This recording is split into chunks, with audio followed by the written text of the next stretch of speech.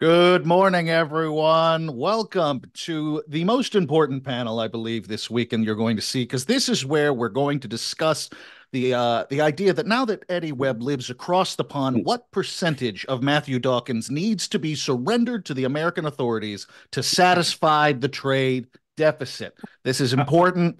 This is, I'm getting that. That's 17.5%. actually is wrong. 17.5. Okay, they can start on the with the big toe on my right leg and work Okay. their way up We just got from to there, work I our way think. around and just Yeah, Yeah. yeah, yeah, they can hatchet take a away leg. pieces. They can take a leg. Take a leg, not Yeah. both, but one. Yeah, yeah. I've Okay. always favored the left. Matthew with I a like peg leg would be quite a sight. it. Yeah, Well, I wouldn't go for one with a joint. It would just be a peg all the way down from the hip. yeah. So you can wobble like a troublesome table. Or balance like a Buster Keaton skit. It'll take practice, but I think it's worth doing. And this is Welcome. they came from table, yes. This is exactly the way you want it to begin with. Welcome to the they came from panel. My illustrious guests. Let's just go around real quick around the circle. Matthew, introduce yourself, please. Okay, my name is Matthew Dawkins. I am the overseer and initial creator of the They Came From game line. I have developed or co-developed every They Came From core book beyond Witchfoot Academy, other than that, which we'll get on to. And that is quite a lot of books now. They Came From now stands as one of the most prolific game lines for Onyx Path, which is something I'm very happy about. And it is a game I still enjoy the hell out of developing, writing, running, and playing. So thank you so much, everybody who's tuning into this live and anyone who watches or listens to this later. Who wants to pick it up from there? Let's just do it random. Yeah, I've got nothing else to say. I'm done. That's it, the whole panel. Where's my check? Come on. We're finished. My name is Eddie Webb. My pronouns are he, him. I am the executive producer as well as one of the in-house developers here at Onyx Path Publishing. And I have written on a disturbingly large number of They Came From games, including doing some initial kind of design work with Matthew on it. Long, long time ago. Yeah, back in the day. Yeah. Yeah, let's jump to you, Josh. All right. I'm Joshua Deach. I'm a writer for tabletop games, video games, currently working on Dune Awakening. And I've done a slew of writing for Onyx Path, including They Came From Beyond the Grave. One of our favorites. I think that leaves me. I'm Michele Masola. I'm a writer and developer for Onyx Path. Specifically for They Came From, I wrote likewise on a disturbing amount of things, and I pitched and co-developed Cyclops' Cave and pitched and developed Witchfoot Academy. So I'm trying to quietly steal the line from Matthew until the day I can put a knife into his back. I'm still working there, but don't tell him, man, because it's a secret plan. Et tu, Michele. Yes, I would rather see it burn to the ground. If you get an invitation to visit Italy and me in Rome around March, Matthew, don't worry about it. It's gonna work out. It's gonna be fine. It's gonna be fine. He's going to show you all the most beautiful parts of the country. Let's start with the anthology. What do we have? We have any updates on this beautiful book? Yeah, well, it has been art directed. That's one big thing, and I'll tell you something else. From a logistics and planning standpoint, it is not going to look like the rest of the They Came From books. There's a couple of reasons for that. One, there are well over 10 They Came From chapters in this book, which means in theory you've got 10 unique They Came From games, or approximately, well, 15. somewhere between 30 and 50 archetypes you can play in this book. Now, these can all be crossed over, and we'll get into some of the genres that are presented in RPG Anthology in a moment, but the reason that it is significantly different to the other They Came From is a cost issue. Here's a very boring thing to talk about, but something that some listeners might find interesting is the fact that in every single They Came From, of course, we present an archetype piece of art for every single archetype. We present pages and pages of quips and cinematics as well at the end of every book. So that you can quite easily print them out. If we did that for They Came from the RPG anthology, we would have spent the entire art budget on archetypes, and there would be more pages dedicated to quips and cinematics in card form than there would be the rest of the text. Because every chapter has 25 quips per archetype, every chapter has its own cinematics, it would become possibly the largest book we've ever done. So, we're going to be setting things up in a slightly different way. Imagine some group shots for your archetypes this time. So, for instance, in our Cowboys Gulch, we will have everyone in a saloon in the midst of a gunfight, a card game gone wrong, someone luring someone else up the stairs of the saloon, that sort of thing. And in terms of our cinematics and quips, expect them to come out via separate PDFs. You won't be charged separately for them. But basically, it will mean that you don't end up with this massively inflated book. I should say, just before I go on to some of the authors of RPG Anthology, that this was a book that was a thrill to work on because it really showed how much we can do with a limited word count in They Came From. Each chapter's around 10,000 to 15,000 words, and within those snippets, if you like, we were able to present playable options, unique powers, antagonists, story hooks, and there's a whole system chapter in there too. We have covered everything in this book from noir and, as I mentioned, Western movies, sort of period dramas, costume dramas, and so on, all the way through to Mad Max style post-apocalyptia and high octane apocalypse, murder mysteries in the style of Clue and Agatha Christie. And of course, my personal favorite right now, anyway, which was never going to get in via the backer vote, and then one backer, one angel investor, if you like, came in, swooped in at the last moment, and decided to pay outright for the addition of another chapter, which is the Steel Dragon Fighting Tournament. Our fighting games and, to a degree, martial arts movies chapter of They Came From that exists in there. So objectively the best chapter. Objectively, I mean, yeah, but no one could disagree. So if you love your Street Fighter, your Virtua Fighter, your Mortal Kombat, I made this list on Discord a long while ago. This is a good game for you. But yeah, it's a book that has a lot of love poured into it. It's still available for pre-order on BackerKit. So if you type in They Came From the RPG Anthology on Google, or hell, there might even be a link posted in the chat at some point, you should still be able to pre-order it and get all of these games in one book. But before you do that, maybe you'd like to hear a little more about them. How about starting with you, Michele? What did you work on in RPG Anthology? In RPG Anthology, I wrote Cowboys Gulch because Italian do the best westerns. That's that is truth. true. That's just a fact. Yeah. Fact. And also, I wrote for the pirate chapter. They came from Under the Skull and Crossbones. It was my pleasure to work on both. Yes. And so I made basically the line between the two chapters is a problem with alcohol, we can say, and also with the law, probably. So it's a common thread connecting the two chapters. But I had the pleasure of going into dusty plains and salty taverns. We have buried treasures in both. We have giant squids just in one of the two, as you might expect.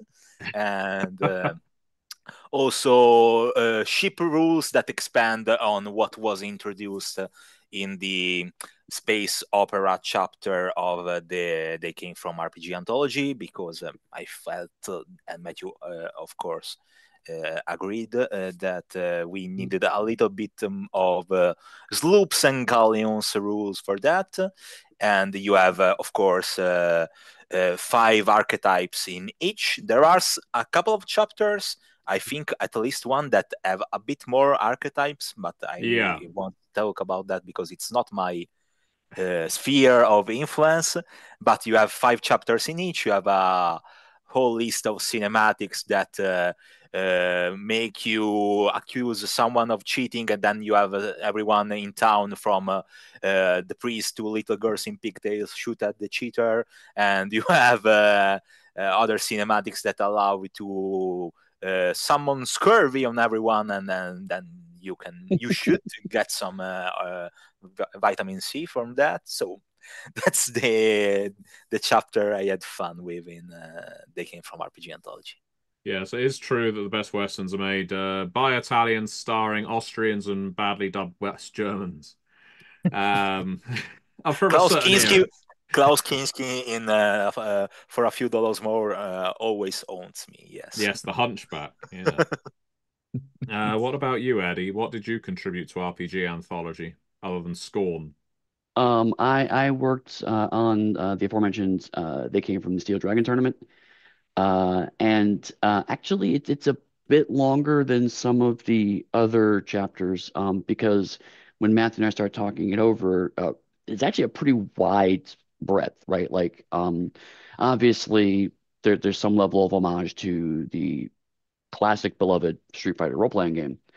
But also, if you want to cover Tekken and Virtual Fighter and all of those, you have to have, also things like Dark Stalkers and even weirder fighting games. So we had to kind of zero in the archetypes. We ended up with 7 of them. And even then, there was some kind of discussion about which fits in what, and making sure there wasn't overlapping with other archetypes from other anthology or either other anthology chapters or even other games. Yeah. But then there's a whole arena rules section because basically there's a whole fighting game inside of this. And one of my favorite sections of that, because one of the questions Matthew presented me when he hired me was, how do you avoid close combat being the only skill you use? And I got my response back was that, well, if you watch these fighting movies, you could do all sorts of things with fighting in addition to fighting. So basically, any skill use in an arena also counts as close combat. So if you want to fix a car, you punch it and roll technology. If you want to uh, uh, give someone, CPR, you punch them and then you roll medicine. And so the all close combat does is only punch people, but everything allows you to punch people. So close combat is actually the most boring skill to use. So obviously it's not a serious take on those because I have cinematics like palette swap where a character dies, they just come back in a different costume for a few rewrites. I have cutscenes both skippable and unskippable as cinematics. So I mean, but frankly, it was a lot of fun. I mean, I really enjoyed it. It was definitely pushing the very extreme boundaries of what They Came From is all about. Because I mean, it's only nominally about movies at this point. It's a pretty different genre, but it showed just how flexible the formula is. Because the fact is that it was able to emulate these kinds of video game inspired movies and comics or whatever extremely easily. And I'm just Phil, I know you're hosting, but I do need to ask Josh this question because Josh, you weren't on RPG Anthology, I know. It's a shocker. Frankly, I'm ashamed. You don't need to feel ashamed. I'm ashamed on your behalf. So I'm gonna put a massive challenge to you now. Oh boy. Is there a genre we haven't covered? Because I know you're a cinephile like I am. I know that you will watch most any movie, doesn't matter the quality. Yep. And Yep. you will have an opinion on it. Is there a genre we haven't covered and They Came From Oh, that geez. you would have put in RPG Anthology? I mean, Oh, I don't expect you to know every genre we put in, so we may have right. covered it, but Right. Oh, geez. you're on the spot. I am on the spot. Um, you know, I just watched a Joe Bob Briggs Last Drive-In, which you can watch on Shudder, where he hosts various B movies. I just Oh watched his wow. episode on Necromantic, which is a disturbing necromancy or necrophile movie. Uh, Excellent. that had I just watched on its own, I've been like, this is a really weird and disturbing movie. But Joe Bob gives wonderful annotated context to it, and it's a movie that was made by East German punks. They were just musicians. They're like, let's just make a movie, and they made it as awful as possible to stick it to the censors. So I guess the multi subgenre of censor fighting disturbing B movies. Yeah. All right, that is not something we've covered. God, no, we Especially haven't. especially the necro exploitation uh genre. You've beaten me. I was wondering if you'd be able to come up with something we haven't, but yes. Okay, well, let's add it to the list for All right, RPG Anthology Put it on 2. there. we'll work on the name. We'll workshop that. Well, that's They a came lot. from, oh Jesus. Yeah, stop. Stop coming from that place. They came Stop, from. stop. Now, that is a lot of genres just in that fraction of the anthology that we've covered here. And we all know of Michaela's plan to overthrow Matthew and place the crown upon his own head. So you're going to have to come out of the gate with a pretty strong genre of your own for that one. So what was your plan for dethroning Matthew Dawkins? On the list of things to do, I think that it doesn't count quite as an answer, but I think we can make a little fancy Jalo supplement for Beyond the Grave. But my thing I didn't do, and I think would be fun, would be a kaiju supplement for Beneath the Sea, when you have the kaiju archetypes and you have rules for them to fight, and the cinematics are there, like the radioactive breath or something like that. And true to the genre, you switch between the kaiju archetypes and the people archetypes in your movies there. So you have your science thing and your people going, I think we should talk to the fairies to summon Mothra that could help us. And Yeah. so you go. It's funny you mention that because yes. right before this panel started, I was watching the new Netflix Ultraman movie, and Yeah. and I was just like, oh man, this is really good. They came from genre. See, Maddie, we can talk about that. Don't worry. No, I think I have some ideas for that and stuff like taking the scale rules literally up to 11, because your kaiju would start at scale 6 ideally, and then have their own thing going. I gave thoughts to that. It's the one they came from thing that would warrant a whole source book of its own that I have in mind fully formed. I have others, but I can't shoot everything out like this. I need to say some stuff. Oh, well, Nice. what about upcoming releases, perhaps, like Witchford Academy? Oh, Witchford, I think you happen to know very well more than others. I know a little bit. I know a little bit, just a little. Help these monsters. I see that Phil is being secretive, so I'm gonna tell that Phil worked on Witchford Academy, and so What? put him on the spot like that. Yes, Witchford Academy is a project that's very dear to me, in a line that's very dear to me, because it's a Cyclops Cave supplement sort of core book. And Witchford Academy, I think, and I'm proud that Matthew and I made a book with Cyclops Cave that I think can do everything fantasy but the magical school genre. So we fixed that with Witchford Academy, which is your covers every needs you have of magical education. I always repeat that my polar star for that were the All House, Little Witch Academia, and Witch Hat Atelier, but we have plenty of other things in there that inspired the others. There's a little bit of Hilda. I know there people went very Terry Pratchett with that. So it's I was happy to run it for the very first time in history at UKGA a couple of weeks ago, and it went very well. people were very happy and told me they were gonna buy it as soon as it drops and get Cyclops Escape in advance. So I think that's the best result you can get when you run games at cons. Absolutely. And it's gonna include more magical effects, rule for sort of more mundane magic, because people in the magical school media use magic to do everything. So you have like sort of like Eddie mentioned for the fighting tournament, you have your wands that allow you to do stuff no matter what. You roll the appropriate skills, but you do them, you use them without having the tools, perhaps because you're using magic.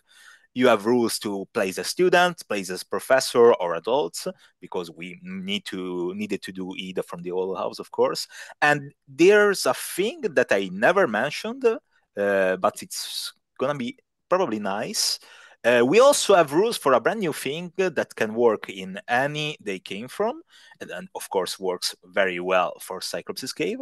We have rules for magical items, which are items that allow you basically have a cinematic living inside them, a magical effect cinematic with living inside them, and allow you to have to tap into their power to use cinematics in a sort of more reliable way. But it's still they came from. So to recharge them, you need to do something tropey, something fitting for the item, which if it's an item that allows you to summon plants and stuff, perhaps you need to spend some time gardening to make the item happy.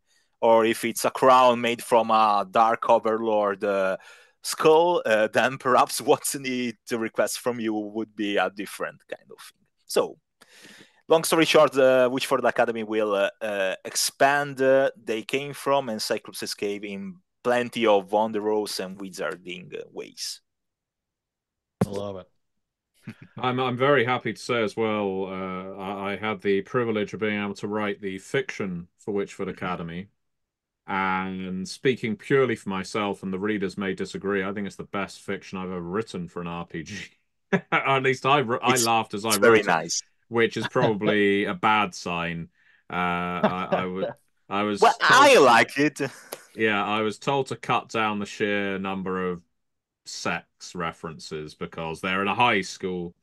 All I could do was speak to my own all boys school English upbringing. Lots of hijinks in those days. But not reflected in the media. So no, it has been made more humorous and less innuendo laden. And I think that is ultimately to the benefit of the book. I have to concede that Michele was an excellent developer and gave me fantastic direction. Oh, thank you. And the fiction, it's a single story cutting across the chapters that I think develops very well the beats of the genre. So I'm very fond of it. Yes. That's great. Let's take it towards they came from the danger zone. This is one that I'd love to hear a little more about. I've been hearing about a lot of these, especially the anthology, especially Witchford. I'd love to hear more about Danger Zone. Well, Danger Zone is one that I feel may have, at least as far as the viewers and listeners may be aware of, has kind of slipped through the cracks in terms of coverage because we almost vaulted straight from that to RPG anthology in the way of promotion. It is, in essence, an expansion to Classified in the same way as Witchford is to Cyclops and Murder Lake is to Beyond the Grave. Danger Zone covers action movies. At first, we were going to actually call it they came from Arnold. Yeah, that's They came from the chopper. Yes, well, we did consider they came from the chopper, but wondered how litigious Arnold Schwarzenegger may be. So in the end, they came from the Danger Zone, which suffers no risk of litigation from Kenny Rollins. Are you sure? We're about to find out. Yeah. So this is our 5 C's. one. It has 5 archetypes, all beginning with C. Yes, we've taken a leaf from the Trinity Continuum method of uniform alphabetizing. We have clones, combat masters, commandos, cops, and cyborgs. I know that doesn't quite roll off the tongue, the soft C at the end there. They are all basically characters Arnold Schwarzenegger played. Because you, of course, have your clone. Okay, points to anyone on the panel who can tell me in which movie does Arnold Schwarzenegger play a clone of himself? I sadly know. Don't have me answer to that. Don't tell me. I know it. Okay. It's twins, right? No. No, it's Go on. worse. We're going to go through all of these, and whoever gets most of them is going to win. So, Michele, which movie? It's the 6th day. 6th Day. Thank you very much. Okay, Wow. next up, in what movie, and this one is arguable, is Arnold Schwarzenegger a combat master or martial artist? Some kind of fighter type, street fighter type, if you will. Yeah, this one's a little trickier, isn't it? Commando? No, was a No, commando in commando, I think. In that, he is a commando. Clues in the title, Eddie. Street Commando, I think. Yeah. Yeah. No, it's a trick question. This is our Jean-Claude Van Damme archetype. We do, of course, have the commando, who is the commando. Then we have the cop. In what movies does Arnold Schwarzenegger play a cop? There is more than one. I'm going to be seeing. Is there anyone here other than Michele that can name a movie? I assume Kindergarten Cop counts. I was just going to say Kindergarten Kindergarten Cop. Cop. It does absolutely count. Who's your yes. daddy? Josh, yeah, Josh, you're What does letting he the side do? down. Give me another movie where Arnie is a he's cop. Oh, I was about to say End of Days, but he wasn't a cop in that. He was a security something. He was some kind of security Yeah, consultant yeah. that got possessed by the devil at the end. Last To Action purge the Hero. devil. Yes, true. there you Absolutely. go. Ooh. Excellent. Okay. And then we go on to the cyborg, of course. Well, easiest one. Who's going to come out with it first? I think it was Junior. Yes, there we go. He was a Predator. cyborg in Junior. I mean, you. Wait. What was it? What was the one where he was a cyborg? It was the one where he was fighting the guy and he came from the future and Predator. That was it. Yes, Predator. And of course, he was 12 monkeys. he was a cyborg in Jean-Claude Van Damme's Cyborg. Yes, we have some Jean-Claude Van Damme, Steven Seagal. God, what an There's awful man. We And have the action movie range in there. yes, and Absolutely. Sylvester Stallone. Yeah. I recommend, by the way, anyone who hasn't seen the Bobby Fingers videos of his dioramas to watch the Steven Seagal crapping himself on a chokehold diorama construction. It's a very good sculpture video. It doesn't sound like it'd be very interesting, but it's very good. Anyway, Credit back to Danger Elves Zone. of Zion in the chat. Yes. Also a cop in Eraser. Eraser, he is indeed a cop in Eraser. He was also a Russian cop in that in Red Heat. Oh, that's right. Yeah. So he often plays cops. I've never met a cop or seen a cop that looks like Arnold Schwarzenegger, though. It's very odd. It's almost I like met they all the don't cops have that the think they look time. like Arnold Schwarzenegger. Oh, yeah. And he is just a humble builder, of course, an everyman from beneath the sea in Total Recall. That's all he is. He isn't a Martian secret police officer. That's just a dream. But anyway, in Danger Zone, we have we have rules for jet flying and jet fighting. Much the same as Michele has incorporated ship combat in Crossbones, Under the Skull and Crossbones. We have flight combat in Danger Zone because you've got to. There is a Top Gun element to it. There has to be. And possibly the most explosive and ridiculous cinematics that have been written for They Came From exist in Danger Zone, I think. And maybe my favorite part of Danger Zone is that it is the first one, I think, where we have had a recurring enemy across They Came From streams. Because we have the cyborg Kano character, Kang, from Classified, appear as Kang Unlimited in Danger Zone. because in Classified, he is constantly losing parts of his body in fights with agents and having them replaced with cyberware. By the time he reaches Danger Zone, he is just fully Terminator now. He is Kang Unlimited. That's right. He fought spies in the 60s, and then by the 80s, Yeah. Yeah, exactly. And he is played by Vernon Wells, of course, who everyone will know from both Commando and Mad Max 2, as well as, is he in Weird Science? No, not Weird Science. Vernon Wells. I think he ends up in a John Hughes movie at some point. This is up for the people in the chat to figure out what John Hughes movie does Vernon Wells turn up in as a party gate crasher. Still dressed, I think, as his Mad Max character. Wes. Anyway, that's Danger Zone, Phil. I hope I answered your question. I think you did. I think what's important is to remind all of you that you can ride my tail anytime. Well, I'm glad you invited us. You know, it would be inappropriate if you hadn't. The invitation's always open. Meet you for a game of volleyball after the panel. Yeah, with the boys. Yeah. Boys. Now the thing I fucking love about Top Gun. Oh, this is one of the most prolific game lines in here. So what? How? But when did this all start? It reminded me when this began with They Came From Beneath the Sea. It wasn't that long ago in the grand scheme of things. Well, no, it was. Well, its inception, if you will, began way back when. I'll tell the short version of the story. I was looking to make a role-playing game of XCOM Terror from the Deep, it turned out incredibly dull. I used the system used in the Aliens RPG by Leading Edge Games, which was not a good system, but it was good for ammo counting.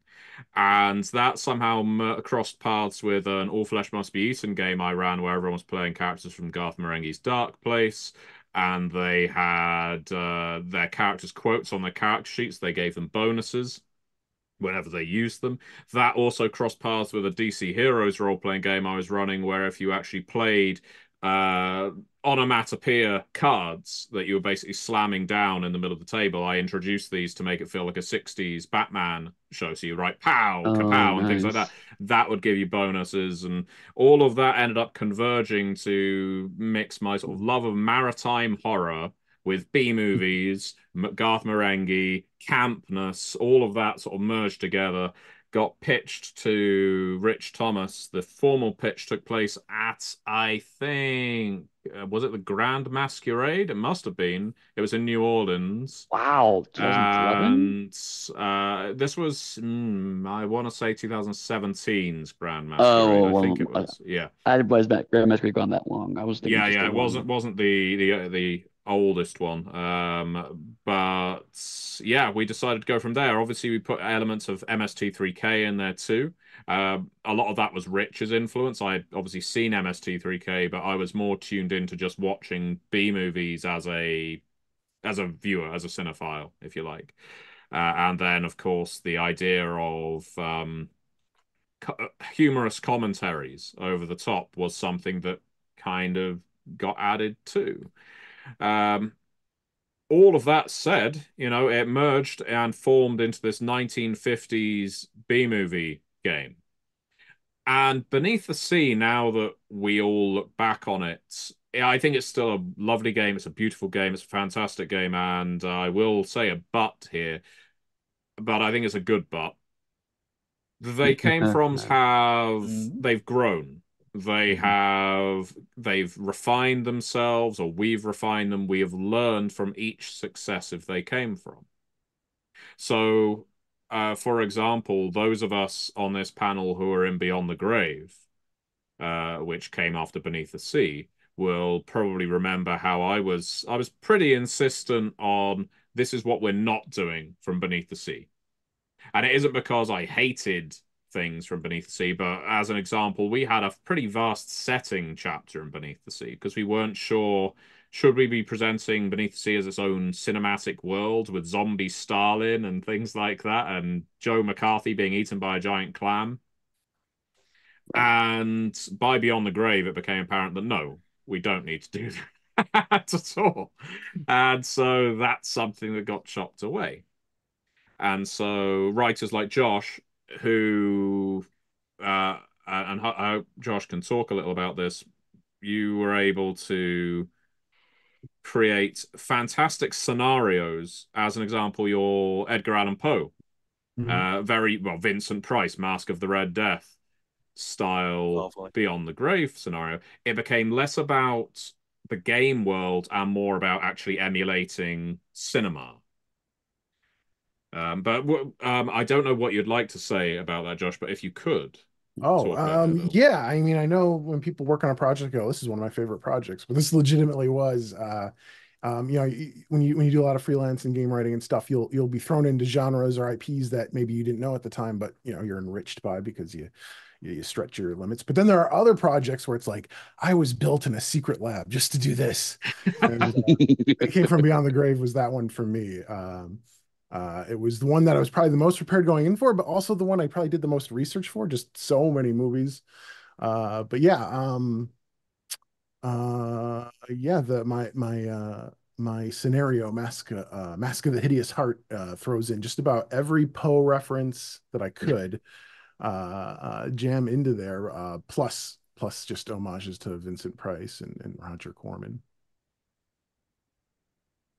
It's probably the moodiest piece we have, and they came from, and not in a bad way. I mean, I think it's fantastic that we can look back to Beyond the Grave, and Josh's writing is always stellar. I think every developer that's had a chance to work with Josh values Mhm. the experience. I know, it's flattery, but it's true. Uh, Josh is really someone who knows how to channel his love of the medium into his words in a way that is captivating to read. And so I think it was reading that scenario that made me think, okay, this game isn't just a pastiche game anymore. This is a game that feels like a love letter to the genre it's emulating. And I think from there, of course, we did Camp Murder Lake as a spin-off of Beyond the Grave, which in many ways is still my favorite they came from in many ways. It speaks to my love of horror cinema, which is I think more or less in that 1980s vulgar mode more than anything else. And then we moved on to Classified, and Cyclops' Cave, which were developed more or less in tandem. Classified by myself, Cyclops by Michele and myself. And yeah, from there we have gone on to, as mentioned, Danger Zone and Witchfoot Academy, RPG Anthology, and a huge host of source books and tasty bits. And each time the rules get a little slimmer, but the playable options get a little broader, and I think the tone of the game gets increasingly more direct. So, as an example, I speak glowingly of the experience on Beyond the Grave. I also look back on Beyond the Grave and feel like that's the one where, as a developer and someone who had to go through everyone's words, I feel like the narrator's voice is perhaps the least confident. Whereas if you go to Classified, I think for me, Mhm. the narrator's voice is incredibly confident. I can Mhm. hear M behind the desk in a Bond Mhm. film say, "Now listen here, agents. This is how you get involved in a close combat encounter and explain the rules to you." And sometimes all it takes is writing a prefix before a sentence that says something like, "Now listen here, agents," or "Sit down, agent," or "Have a cup of tea, agent," and all of a sudden you're in the right place. Uh, and I think we have got better and better at that as all of the They Came Froms have gone on, to the point with RPG Anthology, every chapter feels distinct. Every chapter could stand on its own 2 feet as its own game.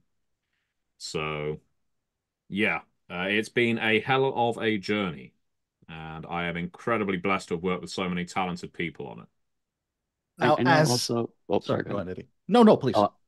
I was just gonna say, I know one of the things Matthew and I have talked about, and it was definitely something that at least I stumbled on after a few games, was that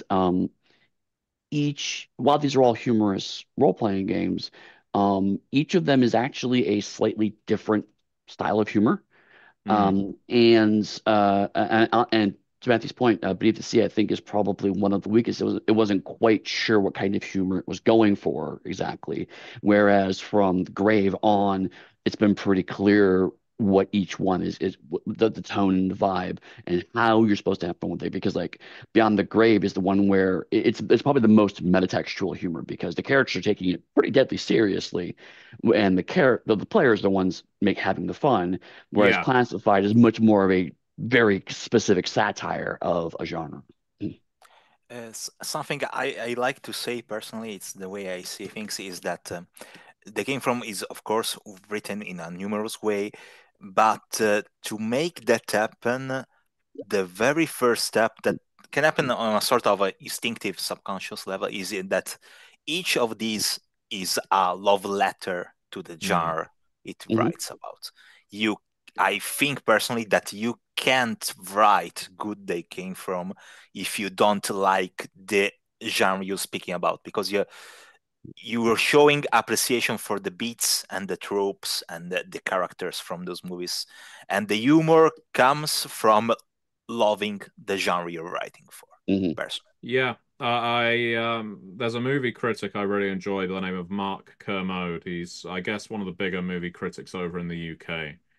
And one thing he often says about movies that get made by people who are clearly enjoying the process of making them is they tend to be weak because they are having too much fun on the set. They're not being directed strongly enough, not coming in with enough vision.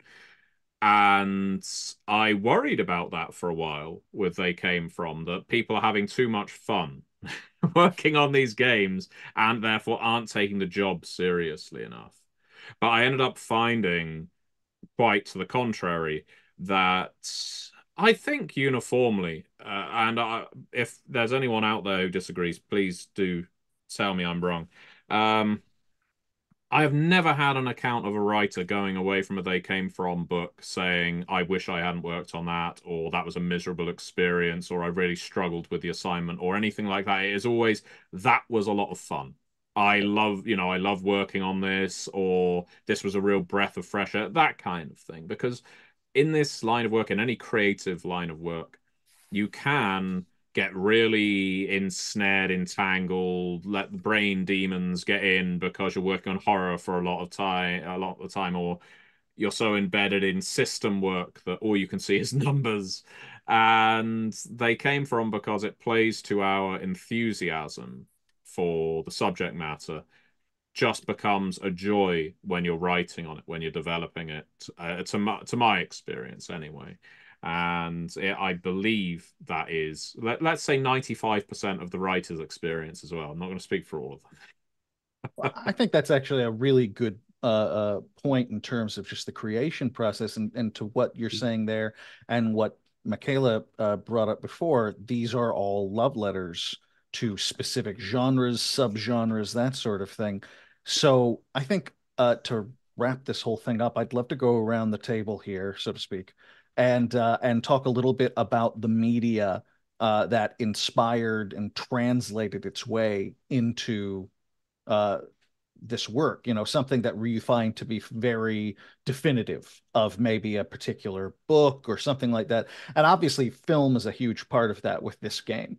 But it's never just film, is it? We No, can get no. TV and books, comics, stuff like that. I'd love to go around it. And actually, because you and I spoke about it a lot on my show, Meet Your Makers, Eddie, I'd love to hear from you first.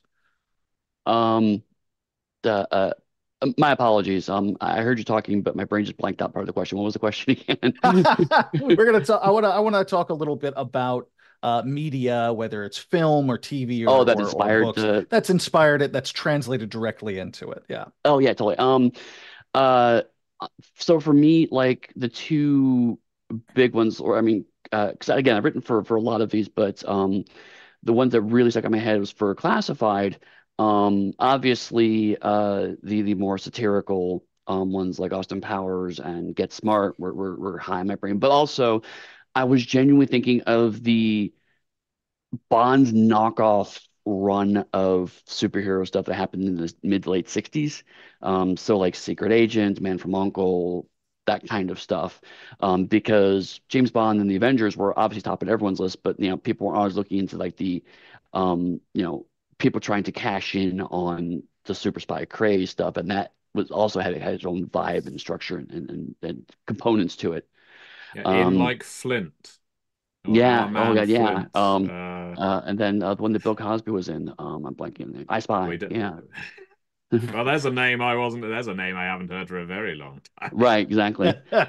But then for the Steel Dragon tournament, like obviously, the Mortal Kombat films are a huge touchstone, but it was even Matthews too. It was like, there was a Tekken film. I was like, really? It's like, yeah, I went directly to the DVD bargain bin.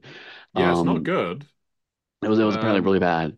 But a lot Um, of the movies we reference aren't. They're entertaining, but they're not good. well, and that's what's interesting about They Came From is that good media is actually usually not as helpful for research purposes as bad but entertaining media. So yeah, like the Tekken movie, I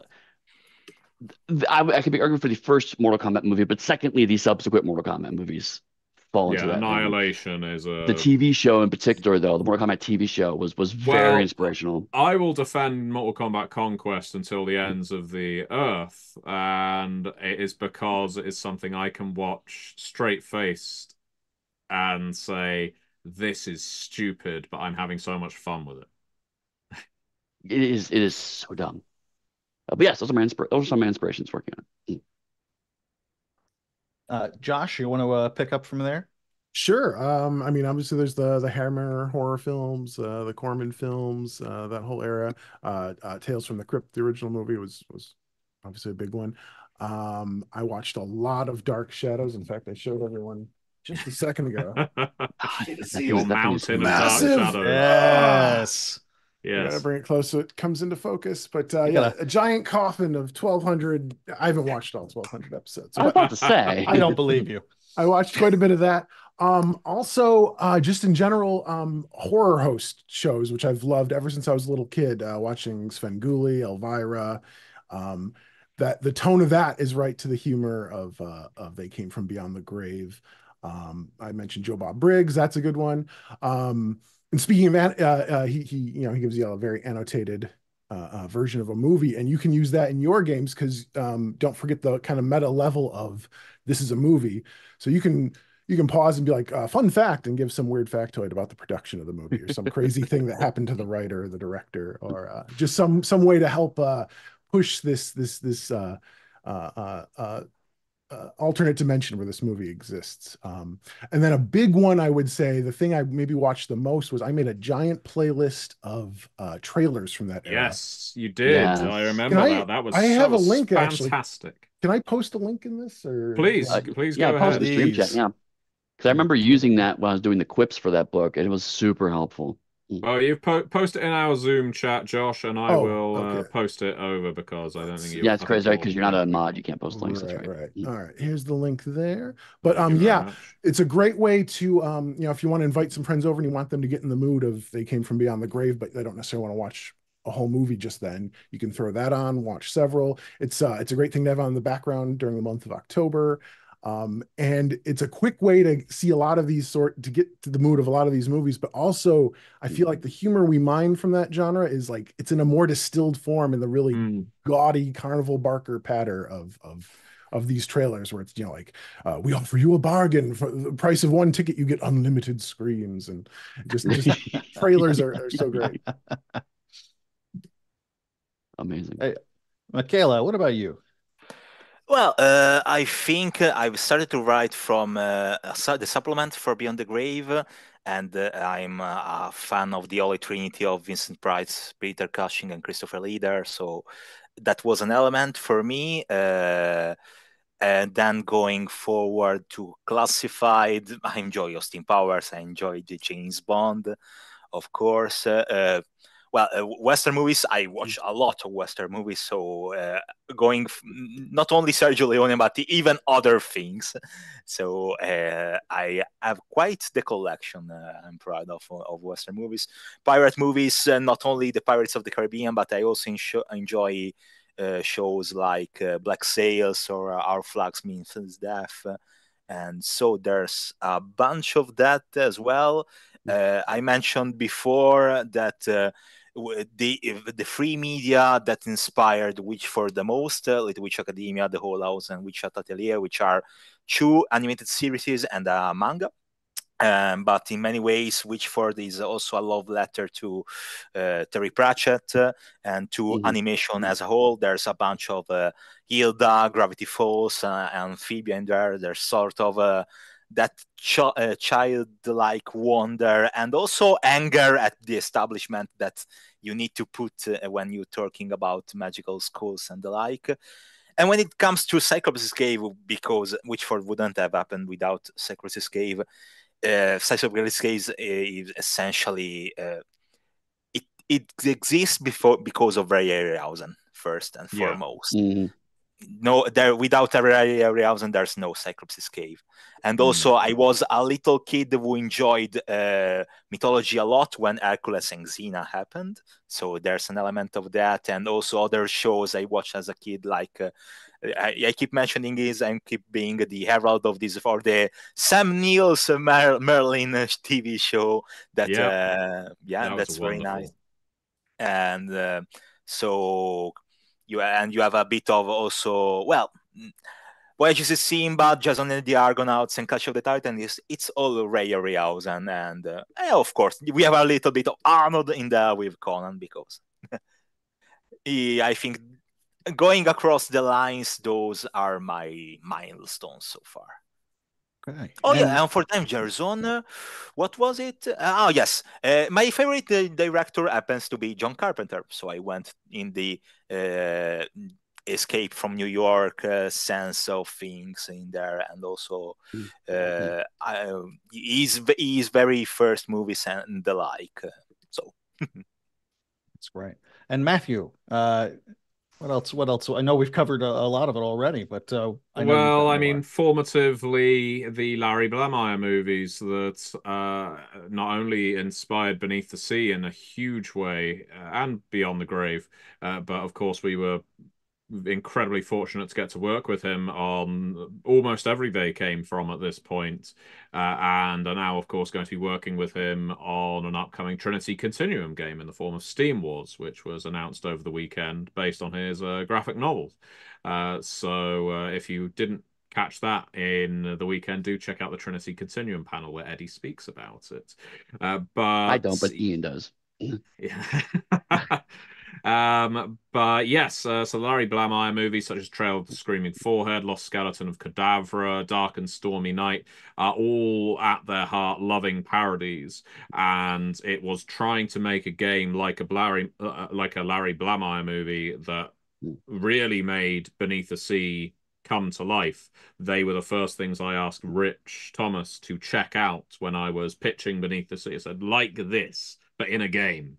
And he checked them out and he bought all the DVDs and then backed it on Kickstarter when he reissued the DVDs and said, yes, that's what we're going to do. But I mean, for Classified, The Avengers is a big one for just running through them. Classified, The Avengers, Cyclops' Cave, I'll go for Sword and the Sorcerer. For Camp Murder Lake, any of the Friday the 13th movies, but most of all the Stepfather starring Terry O'Quinn, which I will Bring that always movie up as much as you can. I will bring it up as much as I can because no one's ever going to watch The Stepfather God, except no. me. And it isn't the ideal slasher movie, but it is a really good TV horror movie. But anyway, in terms of Beyond the Grave, probably I would point people at, oh God, so many. I mean, to be honest, I think you could go very nicely with The Shining because The Shining is played absolutely straight, but is so you can parody it so easily and keep it horrific, keep it suspense or tense while also being funny. And when it comes to Beneath the Sea itself, I think I would be looking at a movie like, well, let's go to the classic Plan 9 from Outer Space. I think the major thing that I find developing these games and watching movies a lot is movies are best when the people creating them have put their heart into it. And that is even more so if the movie is bad. If the movie is deliberately made to be trash to garner a few laughs, sort of Birdemic, Sharknado, anything by Tommy Wiseau other than The Room, Mm. uh, at that point, it stops being entertaining. You're now basically playing up for the yucks. But if you watch early Neil Breen movies, if you watch The Room, if you watch pretty much any B movie made on a shoestring budget in the 1950s, 60s, or 70s, what you're watching is people who love the medium, people who love cinema, and are trying their damnedest to make something that speaks for them. And what we're doing is ripping the piss out of it, mocking it mercilessly, and saying, you know what, you can have a lot of fun with this. You can make fun of what these people enjoy, but do it in an affectionate way. Mm. Do it because you love what they put on screen because it entertains you. Because at their heart, all of the They Came From games are entertaining at their heart. They have no greater philosophy. This is not Videodrome. They do not have a philosophy beyond simple entertainment. And it's what I would love to see more and more of at the gaming table. And on that, Cyclops Cave and Classified will both be available in traditional print formats very soon, next few months, I think, is the plan. I won't give Mhm. an exact date, but it is the next few months. And Beneath the Sea is currently available and will continue to be available via Roll20. So if you've been waiting to give They Came From a go, Beneath the Sea is wholly available on Roll20, complete with counters, tiles, maps, cards, so you can play it virtually in a comfortable remote environment away from players. And yeah, have a lot of fun with that. I hope you do.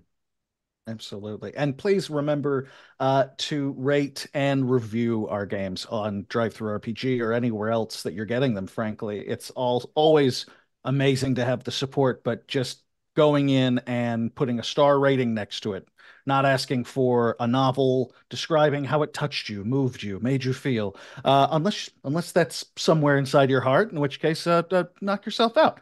But as long as we can get some reviews and ratings up there, that really helps increase the visibility of all of these games, and it means the world to us. So with that, I'd like to thank our panelists not just for being here and talking about the games, but for developing them because it's my favorite system. So uh, thank you guys very much for joining us here. Thank you all for coming and listening in and your questions and your comments because they've been giving us all a laugh, and that's wonderful. Uh, I'm Phil Keeling, and thank you guys very much. Bye. Bye Bye. Bye. bye.